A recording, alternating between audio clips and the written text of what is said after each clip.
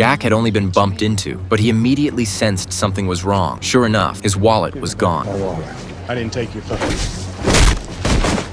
He searched the man who hit him but didn't find it. Then he remembered. He'd been struck from both the front and behind. The wallet must have been lifted by an accomplice. Jack quickly drew his gun and shot the thief in the leg. This was Texas, 1883, where people were tough and thieves were despised. The crowd immediately swarmed in and beat the thief mercilessly. Back then, Texas was still on the edge of civilization, a lawless land where rules were fragile at best. Thieves didn't get trials. Anyone could deal with them as they saw fit. Jack silently stepped up to the wounded man and searched him, finding his wallet. The thief's fate was grim. With no courts and no law, the bystanders strung him up in the street. In this world, whoever had the gun held the power, and shootouts to the death were common. Jack was the first generation of the Yellowstone Dutton family. The rancher people know today, Steve Dutton, was the fifth generation Jack Dutton. This Jack was the family's pioneer, pushing westward. Now passing through Texas, he still had 2,000 miles to go before reaching Oregon. A band of horse thieves targeted him, hoping to steal his horses and gear. They attacked in the open plains, 5 against 1. 2 travelers nearby watched it all unfold. By all odds, Jack should have been finished, but he was a Civil War veteran, a former captain. A man who had survived fire and steel didn't panic. He let one bandit ride close, then calmly shot him out of the saddle. The other 4 opened fire wildly, and for a moment it looked bad. The onlookers thought Jack wouldn't survive, but the bandits wanted his horses, so they avoided shooting them. That gave Jack his opening.